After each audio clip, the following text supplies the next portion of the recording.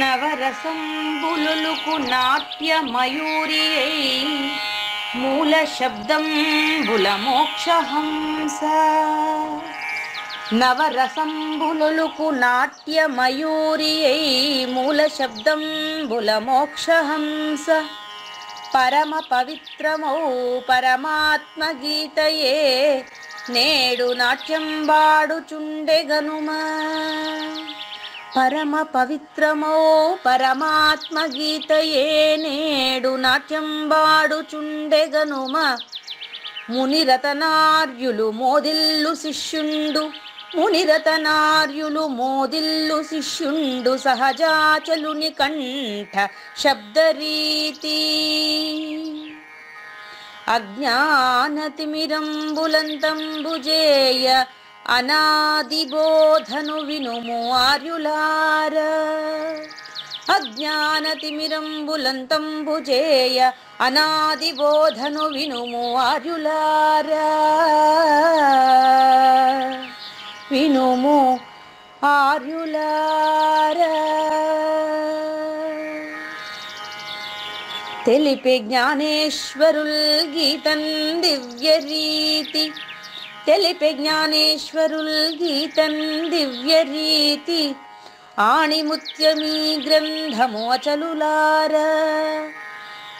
ఆణిముత్యమీ గ్రంథము అచలులార. ఆదరించిరి గీతను అచల ఋషులు గురుని వాక్కుగా గ్రహించి గురుతుగనుడు. ఆదరించిరి గీతను అచల ఋషులు గురుని వాక్కుగా గ్రహించి గురుతుగనుడు. హరి ఓం. శ్రీ గురుభ్యో నమః. నమో భగవతే వాసుదేవాయ. ఓం నమో నారాయణాయ. ఓం నమః శివాయ.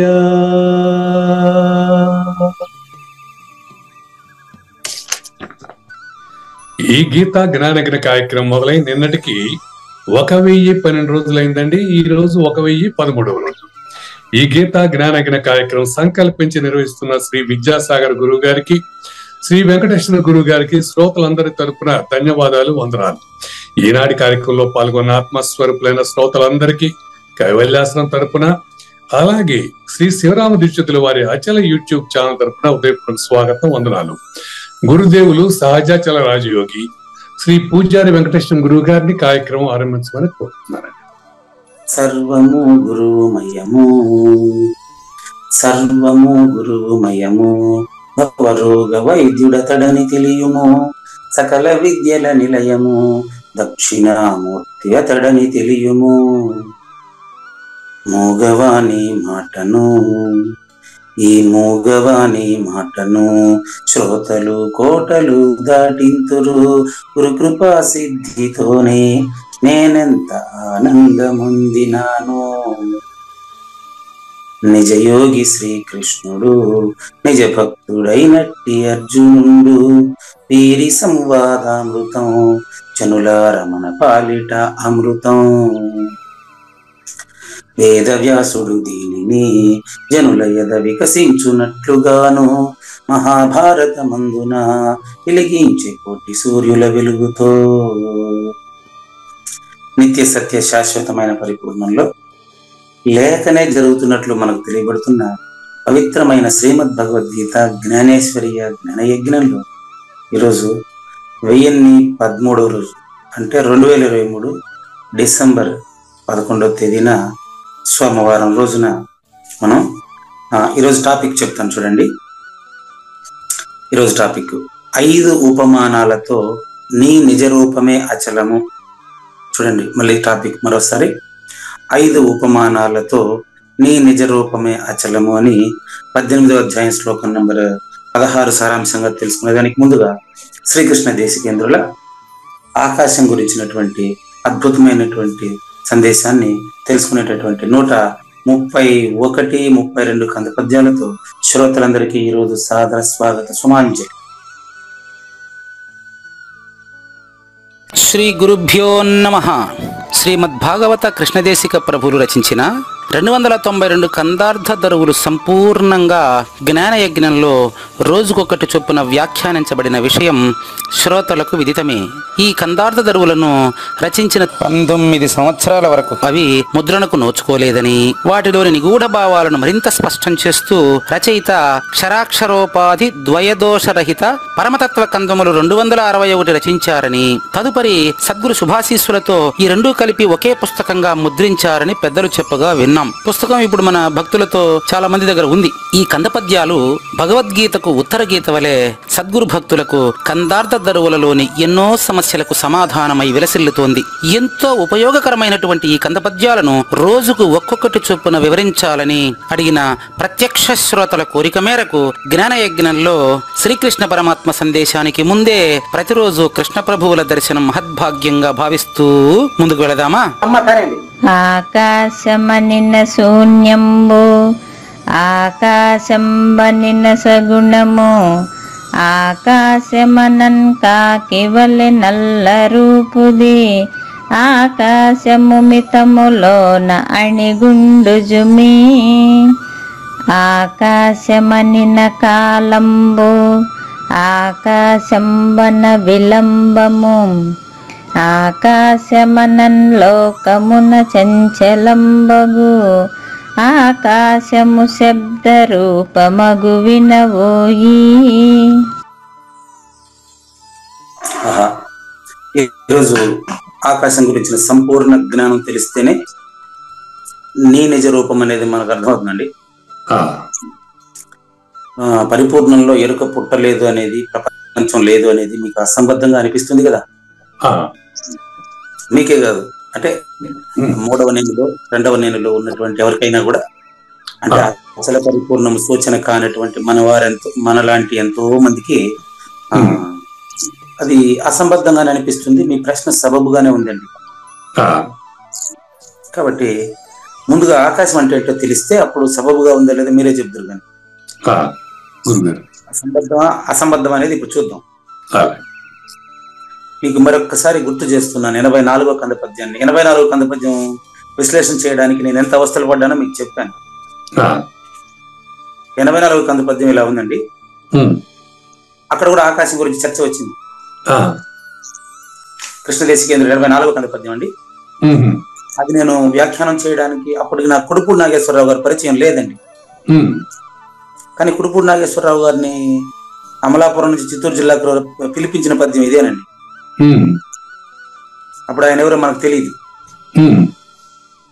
అప్పుడు పద్యం ఇలా ఉంది. 84 కంద పద్యం చెప్తేనే ఇప్పుడు దీనికి లింక్ ఇది. మీరు 84 ఒకసారి గమనించండి. చెల్లించనిదా ఆకాశము. దీనికి మొదటిసారిగా విద్యాసాగర్ గారికి ఫోన్ చేశాను.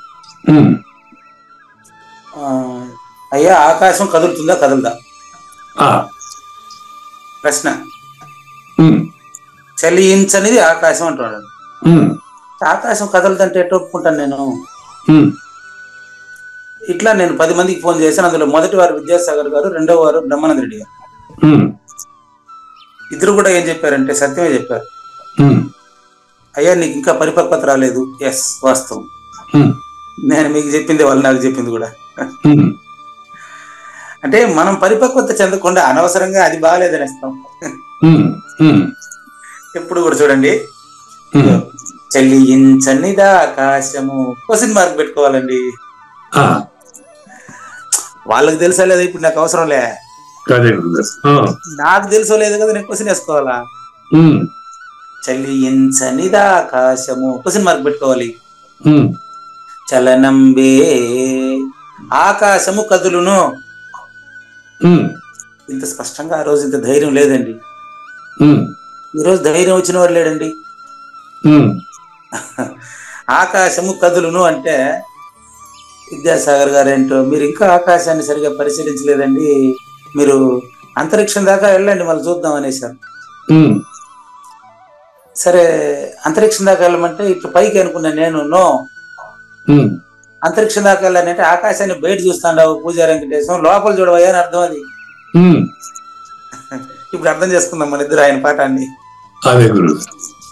ఆహా, బ్రహ్మానంద రెడ్డి గారు ఏమంటారంటే చివరి వ్యక్తి మీ మధ్యలో అంతా గుర్తులేడానికి చివరి ఆయన బ్రహ్మానంద రెడ్డి గారు, మీకు అసలు ఆకాశం అంటే ఏం తెలుసా? మీకు తెలియకనే కదా మీకు ఫోన్ చేసింది. ఆకాశం అంటే ఆవరణం. ఆవరణం అంటే ఏం తెలుసా? ఇంకా ఆయన ఇట్లా చెప్పి ఆయన వదిలేసినాడు. ఎవరిని అడగాలి మనం? కృష్ణప్రభులు అడిగేదానికి లేడు. గురువు గారు తలపల మురరత్నం గారే దిక్కప్పటికి.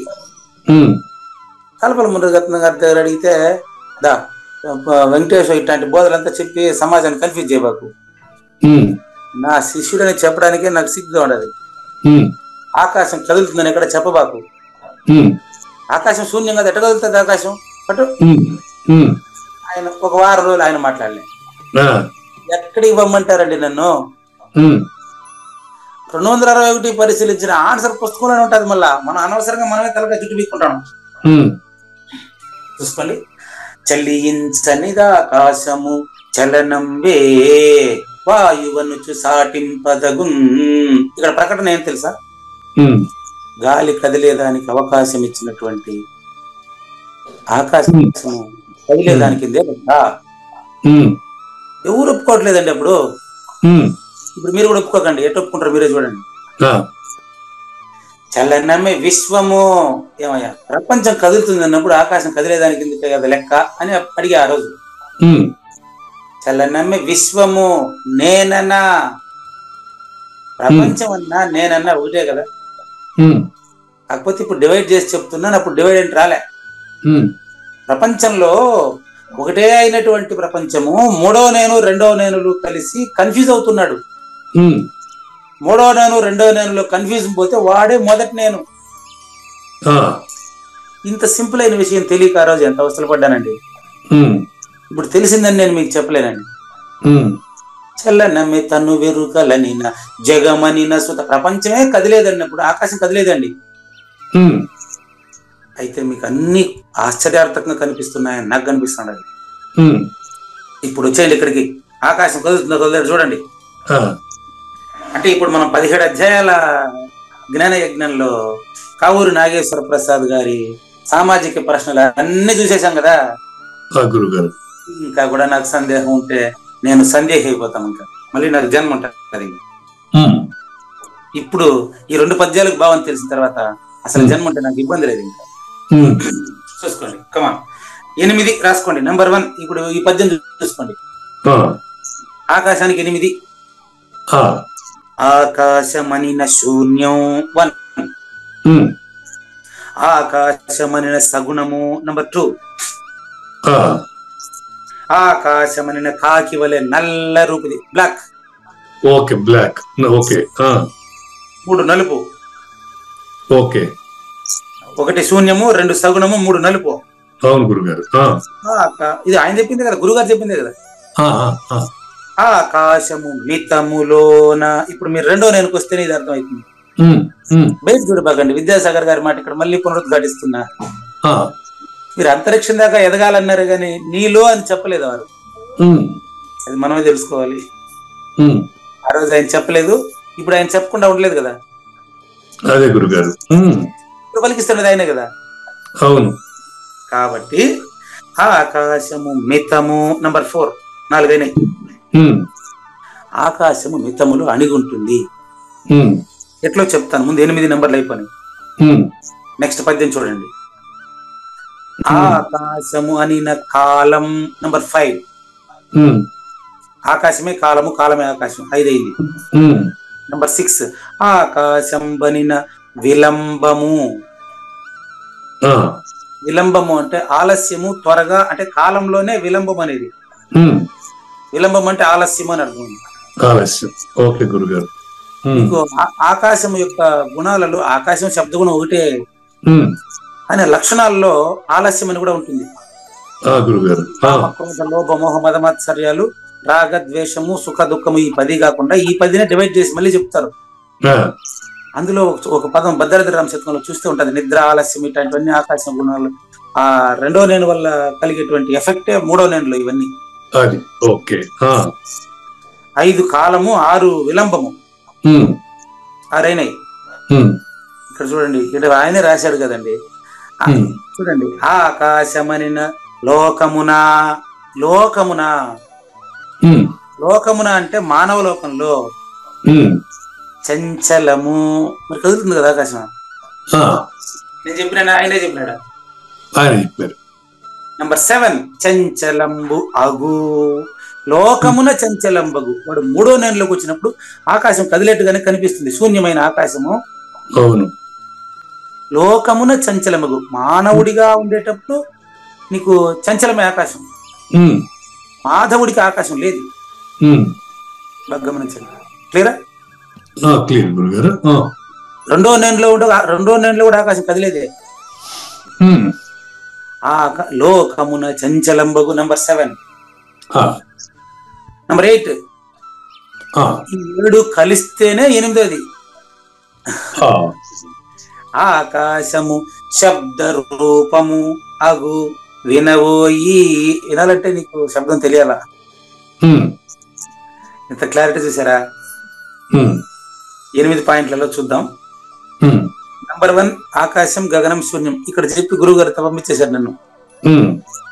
ఆకాశం గగనం శూన్యం అంతే. ఓ నడు పేరు సరికొత్తబాక, ఆకాశం కదులుతాడో చెప్పొద్దు, లేచిపోడు ఫస్ట్ నా ముందర కనపడద్దని తరివేశాను. అంటే నేనేం చేస్తానంటే, ఆయన కందుకూరి వీరేశల గురించి చెప్తారండి, నిజం తెలుసుకోవడం కోసం గురువుతోనైనా గుద్దులాడవలసిందే అంటాడు ఆయన. అవునా కాదా? కరెక్టే గురువు గారు. మీరు నా మీద ఎంత గౌరవంతో ప్రతిరోజు నిజం తెలుసుకోవడం కోసం కొట్లాడుతున్నారే గాని నా మీద, లేకపోతే మా ఇంట్లో ఏమన్నా పొలం దగ్గర ఏమన్నా తగాదాలు ఉన్నాయి మన ఇద్దరికి ఏమన్నా? లేదు గురుగారు. అట్లా లేకపోతే ప్రాపర్టీ విషయంలో ఏమన్నా మన గొడవలు ఉన్నాయా? వ్యాపారంలో ఏమన్నా గొడవలు ఉన్నాయా? లేదు లేదు గురుగారు. కాబట్టి నేను అది గట్టి పట్టుకున్నానండి. అచల పరిపూర్ణము జన్మరహిత జీవన విధానము అస్పర్శయోగం తెలుసుకుని ఒకరు గురువుతోనైనా గుద్దులాడవలసిందే. ఎంత క్లియర్ గా చూడండి. కానీ ఆ గురువు గారు చేర్చితే కదా నన్ను నా దగ్గర నాకు కనపడద్దు, నా దగ్గర చెడగొట్టినాను కూడా ఆకాశం కదులుతుంటే గురు కొత్తగా ఆయన చెప్పింది కరెక్టే. నేను చెప్తున్నాను కదా, ఎప్పుడు కూడా మనకు తెలియబడే ప్రతి విషయము కూడా తప్పు అనే దానికి ఏది లేదండి. మనకు తెలియబడే, ఇప్పుడు మీరు అడిగే సందేహం మీ విషయంలో కరెక్ట్. గురువు గారు సందేహం తీరిన తర్వాత అక్కడ మీరు ఉండడు, సందేహం ఉండరు. కానీ ఇక్కడ నాకు సందేహం వచ్చింది గురుగారు, మీలాగానే వచ్చింది నాకు కూడా. ఆ టైంలో మీకు వచ్చినట్టు ఆకాశం కదలదు ఒప్పుకున్నానండి, అందులో డౌట్ లేదు. కానీ ఆకాశంలో కదలిక ఉంది. ఇక్కడ మీరు మళ్ళీ రివర్స్ చేసేసారు. ఇప్పుడు చలనాంశం లేకుండా ఏదైనా సృష్టి ఎలా జరుగుతుంది? పంచభూతాల్లో మనం ఒకదాని నుంచి ఒకటి వచ్చింది, ఒకదాని నుంచి ఒకటి వచ్చింది, ఒకదాని నుంచి. ఆ కదలిక అనేది ఆకాశంలో లేకపోతే, చలనాంశం లేకపోతే ఈ యొక్క వాయువు ఎలా పుట్టింది, అగ్ని ఎలా పుట్టింది, నీరు ఎలా వచ్చింది, ఇవన్నీ ఎలా కలిగినాయి? దీంతో సమాధానంతో మొదలు మీకు ఇంతసేపు వినపడింది అదేనా? ఇంతసేపు దీని సమాధానమే కదా చెప్పింది నేను. మరి కదలిక ఉండండి మీరు మొత్తం ఎక్కువ చెప్పేశారు, లెంగ్త్ మళ్ళీ చెప్తా. ఆ సారాంశాన్ని మళ్ళీ ఒకసారి చెప్పు. మీరు మళ్ళీ ఈ క్లాస్ రెండోసారి వినాలండి, ఏమనుకోబాకండి. ఈ ఒక్క క్లాస్ మాత్రం వినాల్సిందే. తప్పకుండా వినాలంటున్నానంటే క్లారిఫికేషన్ కంటే ఆకాశము కదులుతుంది అని ఇంతసేపు నేను నిర్ధారణ చేస్తే మీరు ఆకాశం కదలదు ఓకే అని మొదలు పెడతారా ప్రశ్న? అంటే అలా కాదుగా. ఇప్పుడు మన మీ గురువు గారు ముందప్ప గారు ఏం చెప్పారు? ఆకాశం సూర్యుని కలుస్తుందని చెప్పమాకోయా అని వారు మీకు చెప్తారు కదా. అవును, మరి దాని విషయం గురించి నేను మాట్లాడుతున్నాను. మాట్లాడండి. ఆకాశమనన్ లోకమున చంచలము కదులుతుందిగా కృష్ణప్రభులు చెప్తున్నారేనండి. ఆకాశం అంటే రెండో నేనండి. 3 నేనులు చెప్పాను మీకు కదా. అవును. మొదటి నేను కదలని నేను. అవును. ఎప్పుడు ఉండదు, అందులో కదిలేవాడిది ప్రశ్న. ఆకాశంలో కదలిక ఉంది ఉంది ఉంది. ఆకాశం కదలదు కదలదు కాదు. గురువు చెప్పిన, ఇంకొకరు చెప్పిన, వశిష్ఠ మహర్షి చెప్పిన ప్రశ్నలకు చెప్పిన ఆన్సర్లో నుంచి కూడా రాముడు ప్రశ్న తెచ్చాడు. ఇప్పుడు కూడా నేను ప్రశ్న ఇస్తున్నా. ఉమ్, ఆకాశము కదులుతుంది, ఉమ్, ఆకాశము కదులుతుంది ఎక్కడ? ఉమ్, ఆకాశములో ఆకాశం కదిలేదే, అవును. అనుమానం ఏం లేదు. గురుగారు. ఉమ్, పరిపూర్ణుడికి ఆకాశం లేనిది, ఉమ్, పరిపూర్ణుడికి ఆకాశం లేనిది. ఎందుకంటే తన్మాత్ర రహితుడు కదా, ఉమ్, ఆకాశం తన్మాత్ర సహితం కదా. అవును గురుగారు. కనుక ఆకాశము అంటే శూన్యము, ఆకాశం అంటే సగుణం అండి. సగుణం. ఉమ్, 8ంటికి ప్రతిదానికి 2 చెప్పుకుంటూ రావాలి వాళ్ళు. ఆకాశం శూన్యము అంటే మాట్లాడుతున్న నేను శూన్యం అని అర్థం అండి. ఉమ్, శూన్య సింహాసనం నుంచి శూన్యుడు శూన్య కావూరి నాగేశ్వర ప్రసాద్తో మాట్లాడుతున్నట్టు ప్రపంచానికి, ప్రపంచీకులకు మాత్రమే తెలియబడుతుంది. ఉమ్, మొదటి దాని నిర్వచనం అంటే 8 పాయింట్లలో ఒక్కొక్క దానికి ఇంత నిర్వచనం చెప్పిస్తున్నారు నా దగ్గర మీరు. అదే అమ్మా, ఇది కూడా ఆశ్చర్యంగానే ఉంది నాకు. నేను నిన్న డివైడ్ చేసుకుంటే 8 రకాలుగా డివైడ్ చేసుకున్నా, సులభంగా వెళ్ళిపోదామని. అంతకంటే అయినా మీరు నేను వదలట్లేదు. చెప్పండి గురుగారు. ఏమంటారంటే ఆవు మర్చిపోయినా కూడా దూడ మర్చిపోదు. ఎందుకంటే దూడకు ఆ టైం ఆకలైపోతుంది. ఆవుకు కడుపు నిండి ఉంటుంది, ఆ ఆవు పాటుకు ఆవు గొమ్మ నెమరేసుకుంటూ కూర్చుంటది కావాలంటే. అదే దూడ వచ్చి గుర్తు చేస్తే టక్కున లేచి నిలబడి పాలిచ్చేస్తుంది. అట్లా నేను లావు మీద ఒప్పు తెలుతున్నట్టుగా ఏదో నా దృష్టిని వెళ్ళిపోతాడు. మీరు వదిలేట్టు లేరు. అర్థం కావాలి గురుగారు. మీరు మరి నన్ను అంటే ఉపనిషత్తుల సారాంశాన్ని పిండి ప్రపంచానికి అందించకుండా మీరు వదిలేట్టుగా లేరు. చాలా సంతోషం అండి. చూడండి, సరే సరే 8ంటిని ఇంకా క్లియర్ ఎక్స్ప్లెయిన్ చేస్తాను. చూడండి, ఆకాశం అంటే శూన్యము అంటే శూన్య సింహాసనమున సద్గురువు పూజారి వెంకటేశాన్ని కూర్చోబెట్టున్నారు కాబట్టి, అదే విధంగా నాగేశ్వర ప్రసాద్ అనే శూన్యుడితో మాట్లాడుతున్నట్లు శూన్యులకు మాత్రమే అనిపించును. అచల పరిపూర్ణుడికి ఆకాశం లేనిది. నెంబర్ 1. ఇదే మా గురువు గారు ఇప్పుడు మీ ద్వారా కూడా సూచన చేస్తున్నది. వివరం కావాలి కదా నాకు. నెంబర్ 2, సగుణము అంటే అర్థం చెప్తానండి. 2 చెప్పాలి ఈడ. గురుగారు, శూన్యమైన ఆకాశము ఇప్పుడు మన ఇద్దరు మాట్లాడుతున్నప్పుడు సగుణము కాబట్టి కదిలేదాని కిందే లెక్క. ఇప్పుడు ఆకాశం అంటే శూన్యము, సగుణము. మళ్ళీ ఇప్పుడు 3వ దానికి 3 చెప్పాలా. శూన్యము, సగుణము, నలుపు. ఓహో, ఇట్టుందే ఇది. నాకు తెలియదు మీరు ఇట్టంతా చేస్తారని. ఆకాశం శూన్యము, నాగేశ్వర ప్రసాద్లో సగుణము, ఆయన సుషుప్తిలో నలుపు. సుషుప్తిలో నలుపు. ఓకే, గాఢ సుషుప్తిలో కాదు, సుషుప్తిలో నలుపు. అంటే ప్రపంచం అవ్యక్తంగా ఉండేటప్పుడు ఇది లెక్క. అవ్యక్తం. బాగుంది గురుగారు, అవ్యక్తం. 3 అవ్యక్తం. శూన్యము, సగుణము అంటే నిర్గుణము, సగుణము 2 ఉంటాయట. శూన్యంలో అంటే అవ్యక్తంలో విత్తనంలో చెట్టు ఉన్నట్టు. అంతే గురుగారు, కరెక్ట్, చక్రమాట. విత్తనంలో చెట్టు ఉన్నట్టు. నెక్స్ట్ 4 చెప్పాలనా. ఓహో, మితము అంటే అనంతంగా మనకు భ్రమించబడుతున్న ఆకాశము ఎంతకంతకు పరిమితము. చెప్పేస్తా, మళ్ళీ 4 చెప్పుకొని వస్తా. విత్తనంలో చెట్టు శూన్యము, విత్తనంలో చెట్టు సగుణము, విత్తనంలో చెట్టు అవ్యక్తము, విత్తనంలో రాబోయే చెట్టు ఇమిడి ఉన్నది. అవును, విత్తనంలో రాబోయే చెట్టు ఇమిడి ఉన్నది. అవునండి, అదే ఆకాశం. ఆకాశమే చెట్టుగా, ఆకాశంలో చెట్టు మళ్ళీ కనబడిపోయేది కూడా.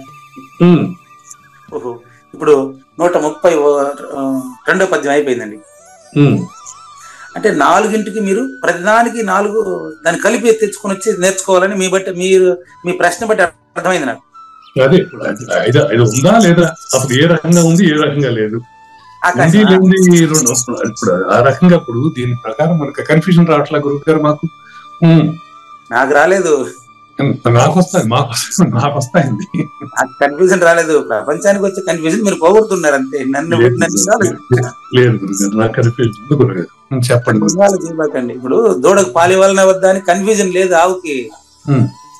ఆవు ఆదమరచి నిద్రపోతుంటుంది అంటే హాయిగా దాని స్వస్థంలో అది ఉంటది. ఉమ్, దూడ వచ్చినప్పుడు మళ్ళీ తల్లి అవుతుంది, అంతవరకు ఆవుగా ఉంటది అది. అదే ఉమ్, దూడ ఎప్పుడైతే వస్తుందో ఇప్పుడు తల్లి వంట చేస్తుంటదండి, ఉమ్, హాయిగా వంట పని మీద దృష్టి పెట్టి దాని దృష్టి అంతా వంట మీద ఉంటది. ఉమ్, బిడ్డ ఏడ్చినప్పుడు తల్లి పాత్ర పోషించినంత మాత్రాన వంట పాత్రలో రుచి పోతదా? ఉమ్, ఉమ్, ఉమ్. ఉయ్యాల్లో ఏడుస్తున్నటువంటి బిడ్డ పాలిచ్చినంత మాత్రాన ఆ, తల్లి వంట చేయడంలో ఏం తేడా రాదు. అంటే మీరు చెప్పింది ఇప్పుడు స్పష్టంగా ఉంది. ఇప్పుడు ఆకాశం అంటే చూసి చూడనట్టు, చేసి చేయనట్టు ఉండేటువంటి ఒక తత్వం. కాదు కాదు, అది ఆకాశానికి అతీతమైన తత్వం. మరి ఆకాశం అత్యంతమైన తత్వం ఉంటే మరి దీనికి కదలేకుండాలిగా. ఆకాశానికి అతీతమైన తత్వంలో ఆకాశమే లేదు, కదలిక ఉందా లేదా చెప్పేదానికి చెప్పేవాడు ఏడున్నాడా? ఇక్కడ మాట్లాడుతూ ఉండేది ఆకాశం గురించి మాత్రమే. అవును, ఆకాశానికి అతీతంగా ఉండే దాంట్లో మాట్లాడేదానికి ఆకాశం అంటే శూన్యం కదా. కనుక ఆకాశం శూన్యము, ఆకాశం సగుణము, ఆకాశం వచ్చి అజ్ఞానము, ఆకాశమే జ్ఞానము. తెలియబడకుండా ఉండేటప్పుడు అజ్ఞానం. ఓకే గురుగారు, బాగుంది. ఆకాశము నాగేశ్వర ప్రసాద్ శరీరంలో రాకముందు ఉండే గుణాలు ఈ మూడు. ఇప్పుడు ఆకాశానికి పరిపూర్ణానికి సంబంధం లేదు. ఆకాశము మెరుక ఒకటే, ఆకాశము ఎరుక ఒకటే. ఇరుక ఒకటి. పరిపూర్ణంలో ఇరుక తోయటం అంటే ఆకాశంలో మరి చలనం ఉన్నట్టుగా. ఆకాశంలో చలనం ఉన్నట్టు, వెరీ క్లియర్, రైట్. ఆకాశము అమితము అపరిమితం అని చాలా మంది మాట్లాడుతూ ఉంటారు. అది తప్పు. ఎందుకంటే ఆకాశాన్ని ఎంతకంతకు పరిమితం అనే విషయం ఇప్పుడు చెప్తాను మీకు. నాగేశ్వర ప్రసాద్కి ఎంతవరకు అర్థమవుతుందో అంతే, పూజారి వెంకటేశానికి ఎంతవరకు అర్థమవుతుందో అంతే. దానికి మించి ఆకాశం లేదు. అదే గురుగారు. చీమలో చీమంత, ఏనుగులో ఏనుగంత. అనోరణీయాన్ మహితో మహియాన్. చిన్నదానికంటే చిన్నది, పెద్దదానికంటే పెద్దది ఆకాశం. అది పరిపూర్ణం కాదు. ఇంతవరకు మొదటి పద్యం పూర్తయిందా చూసుకోండి. ఆకాశము మితము అనే దానికి ఇంకొంచెం ఎక్స్ప్లెయిన్ చేస్తాను, మీకు సాటిస్ఫై అయినట్టు లేరు చెప్తాను. ఇప్పుడు కుడుపూడి నాగేశ్వరరావు గారు కూడా ఇప్పుడు వింటున్నారు. ఆయనకి ఎంత అర్థమైందో అది ఆయనకు పరిమితం. అవును. మీకెంత అర్థమైందో మీకు పరిమితం, నాకెంత అర్థమైందో నాకు. ఇవన్నీ పరిమితంలో ఇమిడి ఉంటుంది ఆకాశం. అర్థమైన వాడు లేనిది పరిపూర్ణం. అర్థమైన వాడు లేనిది పరిపూర్ణం. ఆ పరిపూర్ణుడికి మాత్రమే ఆకాశం శూన్యం అనే ఊరికే, మిగతా వాళ్ళంతా మాటలే. ఆకాశంకి అతీతమైనటువంటిది గురు సూచనతో అపరోక్షం చెందినటువంటి వాడికి మాత్రమే. కదలనిది కదలదన్నాడు, అది పరిపూర్ణం. కదలిక గనదనిన ఆకాశం. అవును, కదలిక అంటే ఓకే. కదలిక గలదనిన దానికి అగుపడదు మొదలు, ఆకాశానికి మొదలు కనపడదు. కదలిక లేదు అది కావున మొదట చెప్పిన పరిపూర్ణం కదలదు, కదలిక లేదు. కాబట్టి ఇది పరమ రహస్యము. కుడుపూడి నాగేశ్వరరావు అర్థమైంది లేదు, మీరే చెప్పాలి ఇప్పుడు ఆయనకి, నాకు తెలియదు. ఇప్పుడు కరెక్ట్ గురుగారు. ఆకాశానికి మొదలు లేదు, చివరి లేదు, అంతా శూన్యం. ఓకే, దానికి మొదలు శూన్యం లేదా, శూన్యం ఉందని కదలిక లేదనే మాట కరెక్టే, ఒప్పుకున్నా. అది పరిపూర్ణత సమానం అవుతుంది అంటప్పుడు కాదనే చెప్తాడు. అది పరిపూర్ణంలో ఆకాశం లేదు. మరి దీనికి కూడా మొదలు చివరి లేదు కదా, ఈ మూవ్మెంట్ అవడానికి దీనికి కూడా అవకాశం లేదు కదా. ఉండాలి చివర, మొదలు చివరి ఉండాలి. చూపించేదే భూమి మొదలు, ఆకాశం చివర. చాలా అంటారా? అదే మీరు అడిగితేనే వస్తుంది, లేకపోతే నాకు కూడా తెలియదు. భూమి ప్రారంభం అండి, అయినా కూడా అంతేలేండి. డౌట్ ఏముంది? భూమి వికారంతో నాగేశ్వర ప్రసాద్ గాని, కావూరు నాగేశ్వర ప్రసాద్ గాని, ఇప్పుడు ఈ ఉదాహరణ పరిపూర్ణుడు అచల పరిపూర్ణ మనకు ఉదాహరణ చక్కగా ఇచ్చినటువంటి కుడుపూడి నాగేశ్వరరావు గాని, ఈ ఉపాధులన్నింటికి భూమే ప్రధాన కారణమా? దాన్ని ఎన్ని రకాలుగానే చెప్తాను నేను. ఇప్పుడు మట్టి ముద్ద ఈ యొక్క పూజారి వెంకటేశం, ఇది ప్రారంభంగా మనకి ఈ వైపు నుంచి తెలుస్తుంది. గురుగారు ఆకాశం చివరి ఆ వైపు నుంచి, ఆకాశం వైపు నుంచి చెప్పేదే మన ఆయనలో కలిగిన ఆలోచన. తల్లి పైన తండ్రికి, తండ్రి పైన తల్లికి కలిగిన ఆలోచన ఆకాశం. మాట్లాడుతూ ఉండే శరీరం భూమి. ఇది ఆది, అది అంతం. లేకపోతే అది ఇది అంతం, రెండు ఎటనే చెప్పుకోండి. మీరు అన్వయ వ్యతిరేకం రౌండ్ 0 = 360 degrees, 360 degrees = 0, ఇది శూన్యం. అవును. ఇప్పుడు చెప్పండి, ఆకాశం ఎంతకంతకు పరిమితం కదా, ఎంతకాలం పరిమితమే, అందులో డౌట్ లేదు. ఏదన్నా చెప్పండి. ఇప్పుడు మా బిల్డింగ్ చాలా పెద్దదన్నాం అనుకో, ఆ బిల్డింగ్ ఎంత పెద్దది, బిల్డింగ్ ఎంత పెద్దది అంతే, ఎంత పెద్దది. ఊరికే నోరు రాగం దేవుడు తప్ప ఎంత పెద్దది, ఎంత ఉంటే అంత అంతే అంతే. అది కాబట్టి మితము. ఆకాశాన్ని నా దగ్గర ఇంత స్పష్టంగా వర్ణించగలిగినటువంటి వాళ్ళు ఒక్క కావూరు నాగేశ్వర ప్రసాద్ మాత్రమే. లేదు, లేదు, చెప్పండి. ఇప్పుడు మొదటి రెండో పద్యం, అదే 133వ పద్యం. ఆకాశం కాలం అండి. ఇది బ్రో సినిమా చూడండి, బ్రో నేను వచ్చిన టైం వస్తుంది అంటే అర్థం ఏంటంటే, మీరు పుట్టినప్పుడే మీరు పుట్టిన సమయం, నేను పుట్టినప్పుడే పుట్టిన అంతే. కరెక్ట్. దాని ప్రకారం నీ ఏజ్ లెక్కేసుకుంటా కూర్చుంటావు అంతే. అంతే గురువు గారు, నేను నా వయసు ఎంత అని చెప్పడానికి కారణం నేను పుట్టినరోజు నుంచి కాలం లెక్కేసుకుంటున్నాను. అది లెక్క. దానికి ముందు అమ్మకడుపులో ఉండింది వద్దా, అది లెక్కేసుకోవట్లేదు. నేను ఈ లోకంలోకి వచ్చింది లెక్కేసుకుంటున్నా. ఇప్పుడు చూద్దామండి. ఇప్పుడు దీన్ని కూడా శూన్యం చేస్తా. మొదటి లక్షణం, అమ్మ కడుపులో ఉంటే సరే అమ్మగారు నెల తప్పిన రోజు కదా లెక్క.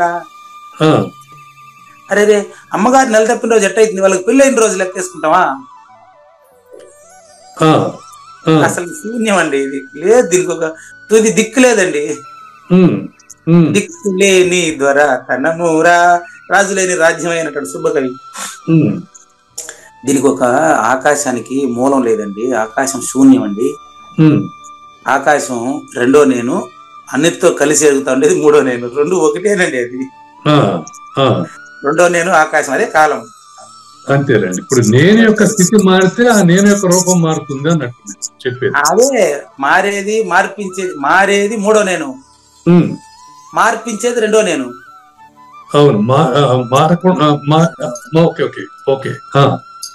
మారేది మూడో నేను, కార్యం క్లియర్. మార్పించేది రెండో నేను, ఆకాశం, అది కారణం. అది అవును. ఇది విత్తనం చెట్టు ఒకప్పుడు కార్యమే కారణమగును, కారణమే కార్యమగును. మరి అప్పుడు ఇప్పుడు నేనుగా నేనట్ట వచ్చినప్పుడు ఆ స్థితిలో నేనంటే పరిపూర్ణమా? మొదటి నేనా? అవును గురుగారు. వెరీ గుడ్, రాసుకోండి, రాసేయండి, చెప్తా. మొదటి నేనులో రెండవ మూడవ ద్వంద్వము రాయండి. మొదటి నేనులో మూడవ, మొదటి నేనులో రెండవ మూడవ ద్వంద్వము ఓకే రాలేదు, మూడవ ద్వంద్వము రాలేదు. ఓకే. నిద్రలోకి నువ్వు ఎట్టొచ్చినావో చెప్పేదానికి గాఢంగా నిద్రపోయేటప్పుడు ఎవరిని అడుగుతారు మీరు? ఇప్పుడు మొదటి నేనులో రెండవ మూడవ నేనులు రాలేదు అని చెప్పడానికి ఆయన 35 కంద పద్యాన్ని తెచ్చాడు, పెట్టారు. కదలనిది కదలదన్నాడు, కదలనిది కదలదన్నాడు అని ఎత్తుకొచ్చి బోర్డు వేసిండు. అంటే పాము కుముసం ఇచ్చినట్టు. పాము కుబుసం రెండు కూడా ఎరుక కిందికే. పాము కుబుసం కూడా రెండు ఓకే ఎరుక కింది, అంతేగా పాము లాంటిది కాదు. పాము కుబుసం ఎరుక కిందికే. అవి ఉదాహరణల ప్రకారం చెప్తారు, ఆ టైం వచ్చినప్పుడు చెప్తా మీకు కూడాను. కుబుసాన్ని వదిలేసినాను అంటే అహంకారాన్ని వదిలేసినాను అనేది కూడా అహంకారమే. రేపది బా ఏం క్లారిటీ, మీరు తీసుకుపోయి మరుసటి పద్యానికి పెట్టేస్తున్నారు. అది తెలియదు కానీ మీరు నన్ను అట్లా తయారు చేస్తున్నారు. వచ్చిన పద్యం అహము గురించి. అవును, అది ఇప్పుడు అది రెండో నేను మూడో నేను గురించి అది వచ్చి తర్వాత కంద పద్యంలో చూద్దాం కానీ దీని భావం కంప్లీట్ చేస్తున్నానండి. ఆకాశము అంటే కాలము అంటే అది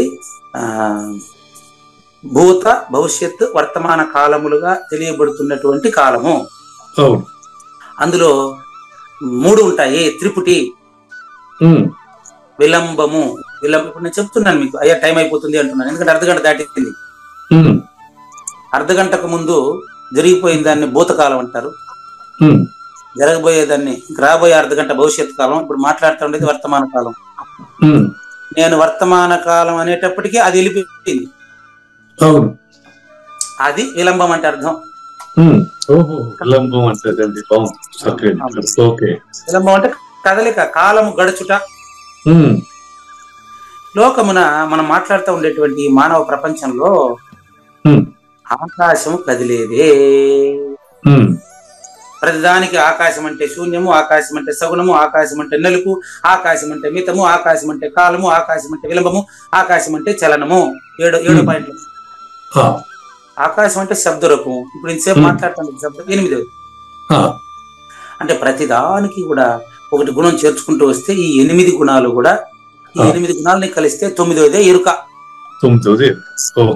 ఇది నవవిధ ద్రవ్యము. ఆ 9వదే రెండో నేను. 9వదైన రెండో నేను గురించి తర్వాత ఎపిసోడ్ లో చూద్దాం. ఇప్పుడు మనం జ్ఞాన యజ్ఞం 2వ భాగం టైటిల్ ముందే చెప్పేసాం. నీ నిజ రూపమే అచలము 5 ఉపమానాలు. చూడండి, ఇప్పుడు ఇంతసేపు చెప్పింది రెండో నేను గురించి. ఇప్పుడు చెప్పేది కూడా రెండో నేనులోనే. నువ్వు నిన్ను మొదటి నేనుగా గుర్తించు తండ్రి, అందుకు చెప్పేది. నువ్వు నిన్ను మొదటి నేనుగా గుర్తించాలి. ఇది కాదు, ఇప్పుడు దీనికి ముందు ఒక బ్యాలెన్స్ ఉంది, చెప్పేసి కుడుపు నాగేశ్వరరావు గారు. ఇది ఈరోజు దీనికి ముందు ఒక పేరా బ్యాలెన్స్ ఉంది, కొంచెం 5 ఉపమానాలు చెప్తానండి ఇప్పుడు. చూడండి, నంబర్ 1, దీపపు వెలుగులో వెతికితే మనం కోల్పోయిన వస్తువు మనకు దొరుకుతుంది. అవునా? అవును గురుగారు. దీపపు వెలుగుతో, కింద లాస్ట్ లైన్, దీపపు వెలుగుతో వెలిగితే మనం కోరిన వస్తువు దొరుకుతుంది. అవును. పూజారి వెంకటేశం అనే దీపాన్ని పట్టుకో, నేను ఎత్తుక్కో. ఇక్కడ దీపపు వెలుగులో కోల్పోయిన వస్తువు దొరుకుతుంది అంటే పరిపూర్ణం దొరుకుతుందని కాదు. పూజారి వెంకటేశం అనే దీపాన్ని చూసి నిన్ను నువ్వు ఎత్తుక్కో. నిన్ను నువ్వు మొదటి నేనుగా గుర్తించిన తర్వాత 2, 3 నేనులు అయినటువంటి కావూరు నాగేశ్వర ప్రసాద్ వదిలేవయ్యా. ఇది నంబర్ 1. ఇప్పుడు నువ్వు అచల పరిపూర్ణుడివి. నంబర్ 2, అద్దాన్ని బాగా శుభ్రం చేస్తే అందులో నువ్వు స్పష్టంగా కనిపిస్తావు. అంతేనా? అంతే. ఇప్పుడు పూజారి వెంకటేశాన్ని వదిలేసి నీలో ఉండేటువంటి మనసు అనే అద్దాన్ని తోమవయ్య. నాగేశ్వర ప్రసాద్ లో ఉండే మనసు అనే దాన్ని బాగా శుభ్రంగా తుడిసి తుడిసి తుడిసి నువ్వు మొదటి వాడని తెలిసిన తర్వాత ఇప్పుడు అర్థం లేదు, కళాయి లేదు, అర్థం వెనకాల కళాయి గోకేది ఇవంతా లేదు. నువ్వు పరిపూర్ణుడు నాయన. నంబర్ 3, ఎట్టండి నాగేశ్వర ప్రసాద్ నేను కనిపిస్తున్నాను కదా, నేను ఎట్ట పరిపూర్ణుడు అవుతాను అనేది మీ ప్రశ్న. జలముతో కలిసిన తర్వాత ఉప్పుగా ఉంటదా? నేను కలిసినానని చెప్తాదే? లేదు. మరి నువ్వు పరిపూర్ణుడైన తర్వాత నేను పరిపూర్ణుడైనానని చెప్పేదానికి నువ్వు ఎక్కడుండావు నాయన? నంబర్ 3, 3 అయినాయండి. 3 గుర్తున్నాయా? మళ్ళీ చెప్పాలా? అవసరం లేదు గురు, నోట్ చేసుకున్నా గురుగారు. దీపం వెలుగు వస్తువు కనపడుతుంది, అర్థము ప్రతిబింబం కొత్తగా తెలుస్తుంది, జలంలో ఉప్పు కలవటం అయిపోయింది. నంబర్ 4, ఇది ఒక ఇంపార్టెంట్ మ్యాటర్ అండి, చాలా ముఖ్యమైన విషయం ఇది. ప్రతిబింబము. మీరు అద్దంలో చూస్తున్నారు కదా, అద్దాన్ని అటు తిప్పేయండి, అద్దాన్ని వెనక్కి తిప్పేయండి. ఇప్పుడు కూడా అద్దంలో కనపడిన బొమ్మ మీరు చూడగలుగుతున్నారు లేదా? అద్దం అటు తిప్పడం అంటే రివర్స్ చేయటం అంటారా? అద్దం మీకు కనిపిస్తా ఉంది కదా. అవును. అద్దం మీకు కనిపించేటప్పుడు వెనక పక్క కనపడరు, మీరు అద్దం ముందరే మీకు కనిపిస్తారు. అవును, వెనక పక్కనే కనపడండి. అవును. అద్దాన్ని అటు తిప్పేసిన తర్వాత అద్దంలో ఏం కనపడిందో దాన్ని మీరు ఎక్కడ చూస్తారు?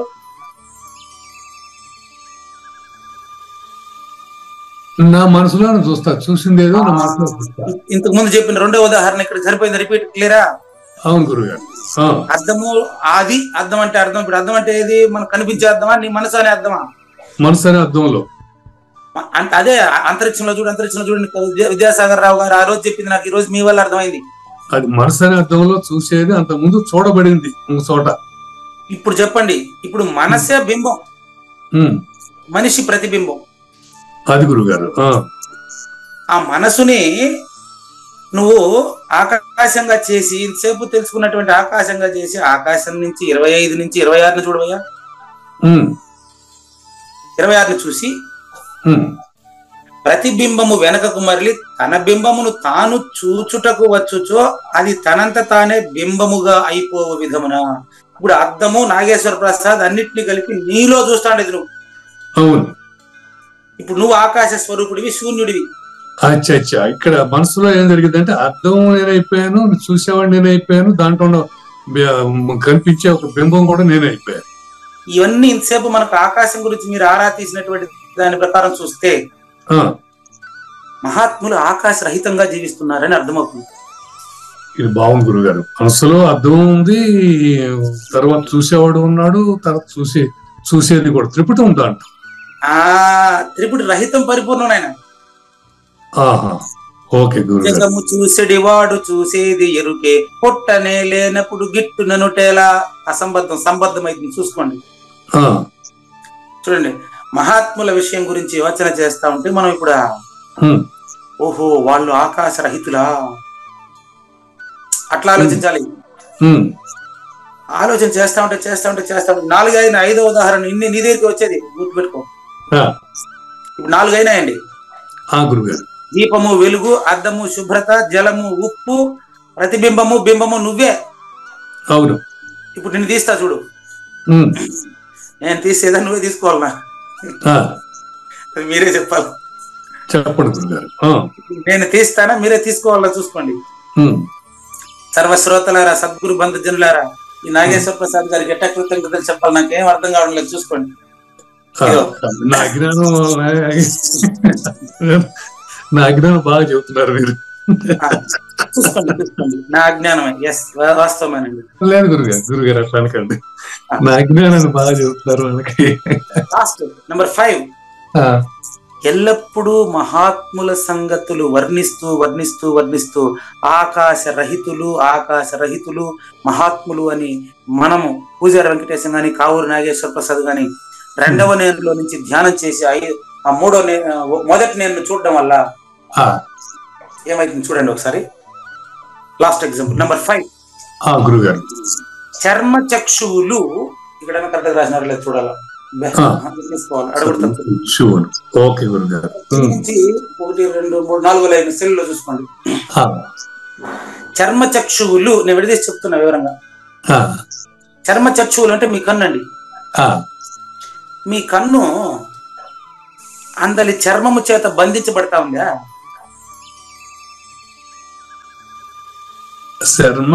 గురుగారు చర్మ చక్షువులు బంధించబడతాయి. పదాలు పక్కన పెట్టండి, మీకు పదాలు అర్థమయ్యేట్టుకుంటే నన్ను ఎందుకు పిలుస్తారు మీరు?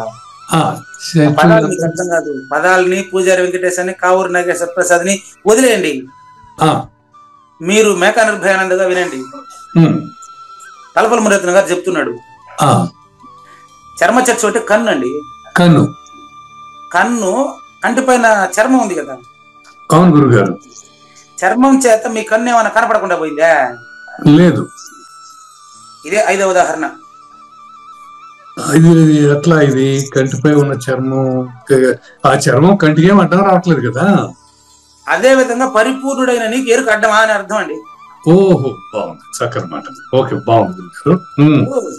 నువ్వు పరిపూర్ణుడయ్యా అని చెప్తే నేను పరిపూర్ణం ఎట్టొచ్చిందండి అంటే నువ్వు పరిపూర్ణుడు నువ్వు రాలేదని కదా అర్థం. అదే అంతే గురుగారు, అంతే. రైట్. ఓకే. 5వ ఉదాహరణ ఏంటంటే చర్మ చక్షువులు అంటే కన్ను. అవును, వాళ్ళ పదాలు కలిపి రాసేశారు అనువాదంలో. చర్మ చక్షువులు నేనేం పదాన్ని విప్పదీశానంతే, నేను మార్చలేదండి. అదే గురుగారు. అందలి చర్మముచే బంధించబడునా, దానికి కూడా అంటే బంధించబడదు. అది మరి ఊహం అనాలి కదా. చూడండి, లేదండి మీకు క్లియర్ గా అర్థం చేయించే బాధ్యత. కనిపై ఉన్న చర్మం అడ్డుపడదు చూడటానికి. ఓకే. దూడ యొక్క ఆకలి తీర్చడం ఆవు ధర్మం. అంతే గురుగారు, అంతే. మీరు ఆవు, నేను దూడ. అది కాబట్టి దూడ యొక్క ఆకలి తీర్చడం ఆవు ధర్మం. ఆ పాలు ఆవుకి అక్కర్లేదు, దూడకే అవసరం. అవును. మరి ఇంకా ఎగ్జాంపుల్ చాలా ఇంకా చెప్పాలా? బాగుంది. పరిపూర్ణుడైన నీకు ఈ ఎరుక బంధిస్తుంది అంటే నువ్వు ఎరుకలో ఉన్నట్ట పరిపూర్ణుడైనట్ట?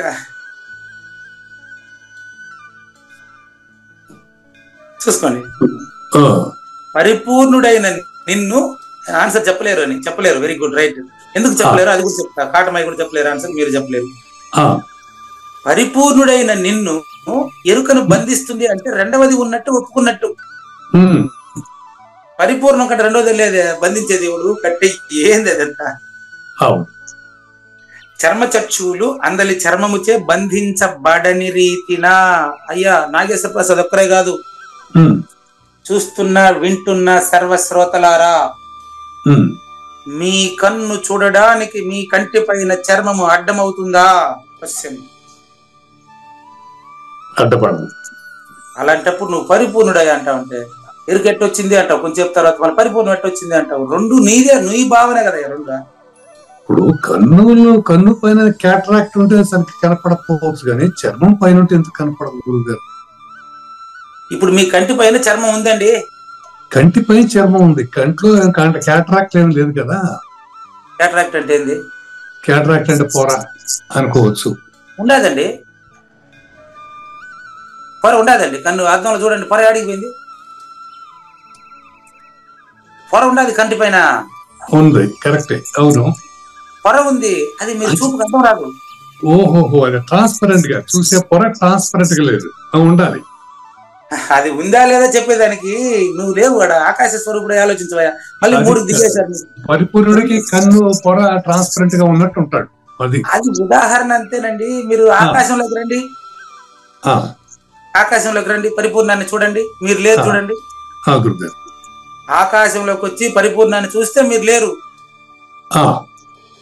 మీరు కంట్లోను కంటిపొర దగ్గరే ఉంటే మీరు నాగేశ్వర ప్రసాద్ అయిపోతారు. మళ్ళీ మీరు ఆకాశంలోకి వచ్చి పరిపూర్ణాన్ని చూడండి, మీరు కనిపిస్తారని చూడండి.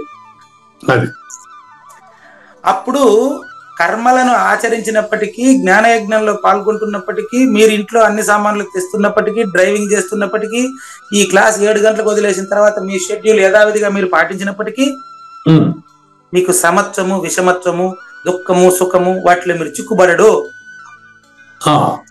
బంధముక్తుడై ఉండేటువంటి ఇటువంటి వారి లక్షణాలని నీకు ఇప్పుడు స్పష్టంగా 17వ శ్లోకంలో చెప్తాను. శ్రీ భగవాన్ ఉవాచ. శ్రీ భగవాన్ ఉవాచ. యస్య నాహంకృతో భావో, యస్య న అహంకృతః భావః, బుద్ధిః యస్య న లిప్యతే, బుద్ధిః యస్య న లిప్యతే, హత్వా అపి స ఇమాన్ లోకాన్, హత్వా అపి సహ ఇమాన్ లోకాన్, హత్వా అపి సహ ఇమాన్ లోకాన్, నహంతి న నిబధ్యతే, నహంతి న నిబధ్యతే. చూడండి. యస్య నాహంకృతో భావో బుద్ధిర్యస్య న లిప్యతే, హత్వాపి స ఇమాం లోకాన్ నహంతి న నిబధ్యతే. తీసుకోండి. యస్య ఎవరైతే పైన చెప్పిన 5 ఉదాహరణలతో ఎవరైతే తనకు తానుగా పరిపూర్ణుడని అపరోక్షం కావించబడ్డాడో, గురు సూచన చేత తాను పరిపూర్ణుడే, తాను మొదటి నేనే, తానెప్పుడు పుట్టనివాడు, చావు లేదని స్పష్టంగా తెలుసుకున్నాడో, ఆయన ఏం వదిలింటాడు తెలుసా? అహంకృత భావ. ఆయన వదిలింది దేన్ని? అహంకృత భావ. అంతే. మీరు ఎన్ని చెప్పినప్పటికీ దీపము, వెలుగు, అద్దము, శుభ్రత, జలము, ఉప్పు, బింబము, ప్రతిబింబము, కన్ను, పొర, ఈ 5 దగ్గర ఉండరాదు. 5 10 ఉదాహరణ చెప్పి అది పక్కన పెట్టేసి, మీరు ఉదాహరణకు అతీతంగా ఉండే పరిపూర్ణుడు మీరని తెలిస్తే మీరు అప్పుడు నేను కర్తను అనేటువంటి భావన మీలో ఉంటుందా? ఉండదు. అదే చెప్తాండి. అహంకృత భావ నా. అట్లా మళ్ళీ యస్య ఉంది. యస్య నా అహంకృతో భావో బుద్ధి యస్య. అప్పుడు బుద్ధిలో ఉండేటువంటి ఆ యొక్క నేను అనేది ప్రపంచాన్ని నా లిప్యతే, అంటదు. అంటే ఇంక మీదట అంటది కాదు, ఇప్పుడు కూడా మీరు అంటుకోలేదు. అంటే సగటు శ్రోత, సగటు మానవుడు అనవసరంగా వాడు దానికి అలవాటు పడిపోయినాడు అంతే. అది ఏమంటారు దాన్ని అంటే మాయకు అలవాటు పడిపోయి ఉండడం వల్ల సృష్టికి నిజం అనుకుంటా ఉన్నాడు. అదే పరిపూర్ణుడు యస్య ఏ పరిపూర్ణుడైతే ఈ ఫలాన్ని చెప్పిన గురు సూచన ద్వారా నలిప్యతే ప్రపంచానికి అంటకుండా జీవిస్తూ ఉంటాడే ఆ, అశరీరుడు. ఆ, మహాత్ములు ఆకాశరహితులు అని చెప్పాను నీకు. ఆ, అందుకని ఆకాశజుడు ఇంకొకటి ఏదో ఉంది యోగ వాసిష్టంలో చూడాలా ఉపాఖ్యానం ఒకటి ఉంది. సికిధ్వజుడు చూడాలనే ఉపాఖ్యానం కూడా అక్కడ ఆకాశజుడు అనే వాడతారు అది. ఆ, అదేవిధంగా పద్మావతి కూడా వెంకటేశ్వర పురాణంలో ఆకాశరాజు కూతురు అంట పద్మావతి. ఆ, ఈయన ఆయన చూసినట్టు తెలియదు, ఆయనకు మాత్రం అడ్రస్ చెప్పరు. ఉమ్, వెంకటేశ్వర స్వామి మహత్యం చరిత్ర చూడండి, ఆ, ఆకాశరాజు కూతురు అంటారు పద్మావతిని మాత్రం, అంటే ప్రకృతి అనే అర్థం అది. అది కానీ ఆయన చూసినట్టు చెప్పడు. ఆయన శ్రీ మహావిష్ణువు డైరెక్ట్ గా అక్కడి నుంచి దిగాడంట, ఆయన పుట్టలేదు. ఉమ్, అది చూడండి, ఆ సూచన చూసుకోండి మీరు. ఉమ్, ఆకాశజుని కూతురు అంటే ప్రకృతి. ఉమ్, శ్రీ మహావిష్ణువు వైకుంఠంలో లక్ష్మీదేవిని వదిలిపెట్టేసి అలిగిపోయి వచ్చినాడని ఆ సినిమా చూడండి. ఉమ్, నాకు అడ్రస్ చెప్పండి, ఆ సినిమాలో వైకుంఠం అడ్రస్ నాకు పంపించండి మళ్ళీ. ఆ, అంటే పరిపూర్ణుడు అని అర్థం అండి. అది కుంఠితము కాని వైకుంఠుడే శ్రీ మహావిష్ణువు. ఉమ్, దక్షిణామూర్తి నుంచి బోధ తీసుకుని శ్రీ మహావిష్ణువు మరి సూర్యుడికి చెప్పినాడు ఫస్ట్ అంటారు. ఉమ్, ఆ సూర్యుడే ఈ ఆకాశం. అది గురుగారు. ఉమ్, ఆకాశజుని కూతురే పద్మావతి అంటే ప్రకృతి. ఆ, ఆకాశజుడు అంటే ఇప్పుడు పార్వతికి పరమేశ్వరుడు గురుగీత చెప్పాడంటే కూడా గురువు శిష్యుడికి చెప్పాడని అర్థం అంతే. ఉమ్, కాబట్టి ఇమాన్ లోకాన్ని ఇంత స్పష్టమైనటువంటి క్లారిటీ కలిగినటువంటి వాడు ఉమ్, అతను ఏ కర్మ చేత అయినా బంధించబడతాడా? ఉమ్, లేదు. లేదు. హత్వా అపి ఎవరినైనా చంపితే కూడా అది హత్య కాదు. ఆ గురుగారు. అంటే హత్యలు చేసేవాడు అంత పరిపూర్ణుడా అని మీరు అడగొచ్చు. ఉమ్, నా హంతి అతను చంపితే కూడా చంపిన వాడి కింద కాడు. కాడు. ప్రూఫ్ చెప్తా ఇప్పుడే, ఇక్కడ మళ్ళీ వివరణ మళ్ళీ పోతా. ఉమ్, ఇప్పుడు ఒక రాష్ట్రపతి సెక్యూరిటీ వచ్చినప్పుడు ఫైర్ అని వినిపిస్తుంది వాడికి. ఉమ్, వాడు టకామని కాల్చేస్తాడు, 10 మందిని ఒకేసారి కాల్స్తాడు వాడు. ఉమ్, అప్పుడు వాడు హత్య చేసినట్ట? కాదు. గురువాజ్ఞ పాటించినట్టు. గురువు ఆజ్ఞ పాటించినట్టు. అదే గురుగారు. ఉమ్, అందరికి అర్థం కాదు. ఆ, ఇది అర్థం కావాల్సిన వాళ్ళకే అర్థమైంది, అందరికి కాదు. అంతేనండి. అటువంటి వారు నా నిబధ్యతే, అతనికి ఎట్టి పాపం. అది మరి ఎట్లా అనేది ఒక చిన్న ఉదాహరణ చెప్పి మరి ఎక్స్ప్లెనేషన్కి వస్తానండి. ఆ, చూడండి, మీకు ఆకాశం గురించి మళ్ళీ ఎక్స్ప్లెయిన్ చేస్తా. ఇప్పుడు ఉమ్, అగ్ని, వాయువు, జలము ద్వారా ప్రారంధ వశమున ఒక సునామీ వస్తుందండి. ఉమ్, సునామీ వచ్చి ఆ ఊరంతా సస్తారు మొత్తం. అవును. ఇప్పుడు ఆ పాపం సునామీదే. సునామీ అంటే ప్రకృతి కదా. అవును. మరి ఇప్పుడు ఆ సముద్రానికి పాపం అంతా అంటుకుంటుందా? అందుకోవడానికి అక్కడ ఏముంది? అట్లా ఆ శూన్యం. కాబట్టి శూన్యాతీతుడికి పాపం ఎట్టంటుంది ఏం పని చేసినప్పటికీ. ఇప్పుడు మహాభారతంలో కృష్ణుడు చంపించినాడు అంటే కౌరవుల పాపం అంతా శ్రీకృష్ణుడికి చుట్టుకునేస్తాడు పోయా? లేదు, సునామీ లాంటి వాడు కృష్ణుడు. అట్లా దేహాభిమానం లేకుండా స్వార్థరహితంగా లోకం కోసం పనిచేస్తా ఉండేవాడికి సరిగ్గా క్లాసుల పాఠాలు చెప్పకుండా వీడు ఒక కాపీ కొట్టించేవాడు. వాడి హంతకుడు నిజానికి. కాపీ కొట్టిన డీబార్ చేయకుండా వదిలేస్తే వీడు ఉత్తముడు, అప్పుడు వానికి హెల్ప్ చేసినట్టు. అదే ఇంకా నాశనం చేసినట్టు. అంతే గురుగారు. అట్లా నా దగ్గర దయాదాక్షిణ్యాలు ఉండదు. అంతే గురుగారు. వాడు కాపీ కొట్టేవాడైనా ఎరుకను గురించి మాట్లాడేవాడైనా ఎవడైనా పరిపూర్ణుడే నాకు. గుర్తుపెట్టుకోండి. కాబట్టి శరీర ఇంద్రియముల ద్వారా లోక దృష్టిలో ఏదైనా ఒక ప్రాణికి హింస జరిగినప్పటికీ, మటన్ కోసి అమ్మినప్పటికీ ఆ పాపం ధర్మవ్యాధిని అంటుకునిందే. ఎందుకంటే అతని కర్మల యందు ఆసక్తి, స్వార్థం, అహంకారం, కర్తృత్వాభిమానం లేదు నాయన. లేదు.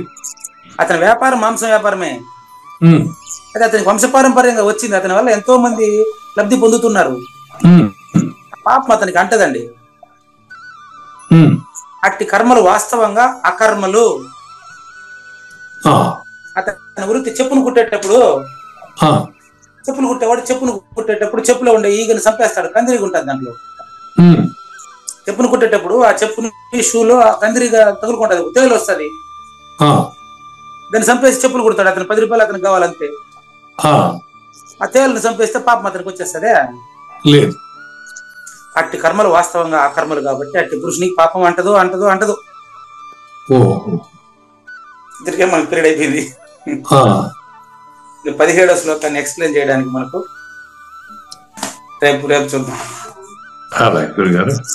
విజ్ఞుడమైనటువంటి ఒక కావూరు నాగేశ్వర ప్రసాద్ గారు, మీరు ఉపనిషత్తుల సారాంశాన్ని పిండి ప్రపంచానికి అందించేస్తున్నటువంటి మీకు ఇలా కృతజ్ఞతలు చెప్పాలో మాకు తెలియడం లేదండి. లేనిది లేదు లేదు, ఉన్నది లేకపోవుట లేదయ్యా, ఈ గొప్ప మర్మమంతా నీ వలన తేటగా తెలిసేనయ్యా. మనోవాకాయములతో కర్తృత్వరహిత కర్మాచరణతో పనిచేసే రాజయోగి ఎందరిని చంపిన పాపి కాడు.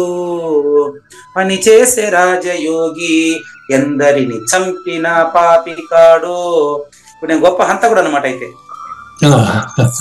అహంకారాన్ని చంపేటువంటి హంతకుడు ఇప్పుడు నేనైతే. నన్ను హంతకుడుగా తయారు చేసింది మీరే. అహంకారాన్ని అంతం చేయటం ఎవరికి.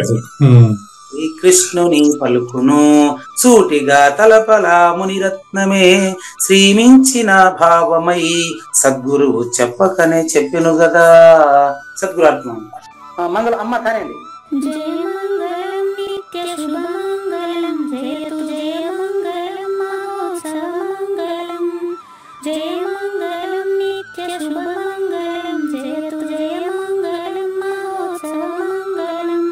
శ్రీమించునచలంబు సూచించినటువంటి దక్షిణామూర్తికి దండమిడుతూ, శ్రీమించునచలంబు సూచించినటువంటి దక్షిణామూర్తికి దండమిడుతూ, శ్రీ మహావిష్ణువు సూర్య భగవానుడు యాజ్ఞవల్కి జనక రాజ ఋషికి జయమంగళం నిత్య శుభమంగళం జయతు జయమంగళం మహోత్సవమంగళం. అయం వ్యర్థ బాహ్య కోపి నభవతి అనే సుఖయోగి సాంది పరుసుల వరుస. అయం వ్యర్థ బాహ్య కోపి నభవతి అనే సుఖయోగి సాంది పరుసుల వరుస. దీనినే శ్రీకృష్ణ పరమాత్మ వద్దనే ఎరిగరిగిన ఉద్ధవార్జునులకు. జయమంగళం నిత్య శుభమంగళం జయతు జయమంగళం మహోత్సవమంగళం. శ్రీ అల్లమా ప్రభు బసవేశ్వరుండును బ్రహ్మానంద రామానంద స్వామి. శ్రీ అల్లమా ప్రభు బసవేశ్వరుండును బ్రహ్మానంద రామానంద స్వామి. నవరసాలు లిఖించు నాట్యమయూరిగా గీతను మలచిన జ్ఞానేశ్వరులకు. జయమంగళం నిత్య శుభమంగళం జయతు జయమంగళం మహోత్సవమంగళం. కబీరు దాసుడు సహజానంద గురుడు రామావధూతయు రాజితముగా. కబీరు దాసుడు సహజానంద గురుడు రామావధూతయు రాజితముగా. అంబికా శివయోగి శ్రీవేమన నిరంజన వెంకయ్య తిరువెంగళార్యులకును. జయమంగళం నిత్య శుభమంగళం జయతు జయమంగళం మహోత్సవమంగళం. శ్రీ బృహద్వాసిష్ట సిద్ధాంతమును చేసి జనన మరణ భ్రాంతి జడుపు బాపి. శ్రీ బృహద్వాసిష్ట సిద్ధాంతమును చేసి జనన మరణ భ్రాంతి జడుపు బాపి. అచల సాంప్రదాయమవనిలో నెలకొలిపి అందించినట్టి శివరాములకును. జయమంగళం నిత్య శుభమంగళం జయతు జయమంగళం మహోత్సవమంగళం. మెప్పైన బోధల తిప్పలు బాపిన అప్పయ్య మంత్రియు అచల గురులు. మెప్పైన బోధల తిప్పలు బాపిన అప్పయ్య మంత్రియు అచల గురులు. పరశురామ సీతారామ స్వామి ప్రభులు నరసింహయోగి గురువర్యులకును. జయమంగళం నిత్య శుభమంగళం జయతు జయమంగళం మహోత్సవమంగళం. కంద కందార్థముల నందించి బృందముకు రంది పాపిన కృష్ణ ప్రభువునకును. కంద కందార్థముల నందించి నందించి బృందముకు రంది బాపిన కృష్ణ ప్రభువునకును పలుకులా కందనిది పరబయలు ఇది అని పలికిన ఫీల్కాన లక్ష్మణునకు జయమంగళం నిత్య శుభమంగళం జయతు జయమంగళం మహోత్సవమంగళం ఫీల్కాన లక్ష్మణుల ప్రియ శిష్యవర్యుండు అవధూతయని పేరావనియందు ఫీల్కాన లక్ష్మణుల ప్రియ శిష్యవర్యుండు అవధూతయని పేరావనియందు పాఠాలు నేర్పించి పీఠాలు ఏర్పరచి శంఖబాపిన వెంకటేశ్వర వదూతకు జయమంగళం నిత్య శుభమంగళం జయతు జయమంగళం మహోత్సవమంగళం బట్టబయలున ఎరుక పుట్టనే లేదని బాలాజీ సింగు ఈ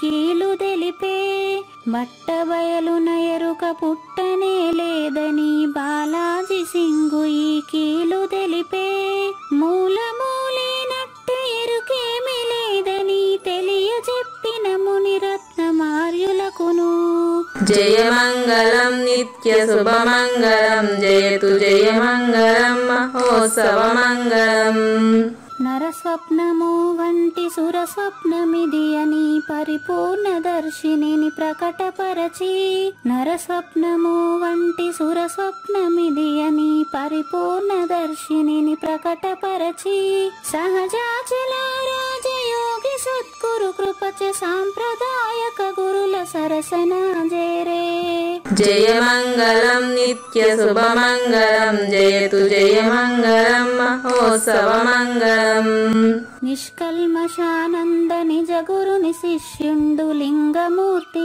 లిపిని పొందుపరచి నిష్కల్మషానంద నిజ గురుని శిష్యుండు లింగమూర్తి లిపిని పొందుపరచి కార్వేటి నగరము పురవాసుడైనట్టి పూజారి వెంకటేశునకంకితం విధి జయమంగళం నిత్య శుభమంగళం జయతు జయమంగళం మహోత్సవమంగళం జయమంగళం నిత్య శుభమంగళం జయతు జయమంగళం మహోత్సవమంగళం జై సద్గురు ప్రభు మహారాజ్ కి జై.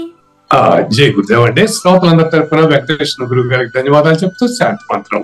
పూర్ణమదః పూర్ణమిదం పూర్ణాత్ పూర్ణముదచ్యతే పూర్ణస్య పూర్ణమాదాయ పూర్ణమేవావశిష్యతే.